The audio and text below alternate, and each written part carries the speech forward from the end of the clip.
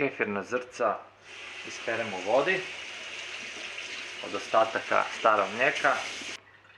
Ubacimo ih u jednu staklenku. Jedno nepasteurizirano sirovo mlijeko, kozje, kravlje. I sad ću staviti ovo mlijeko sa kefirnim zrncima negdje na toplo.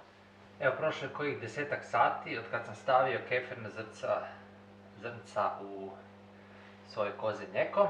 I evo, sad se izdvojilo ovako, one su odradile svoje, dole je otišla sirotka, a gore je ostao ovako jedan bijeli talog koji u biti prepun ovog kefira. I sad ću to samo malo pricijediti. Sa žlicom malo ovako prođemo da bi što više toga dobili. I dobili smo gotovi kefir. A ova zrnca ću isprati u vodi i on će mi biti za neku sljedeću rundu. Sad ću si natočiti, moram biti jako precizan. Nije baš ova čaša adekvatna za servirati kefir, ali sam htio zapravo mu dati na važnosti. Moram probati. Onaj peckavi okus, to je točno to.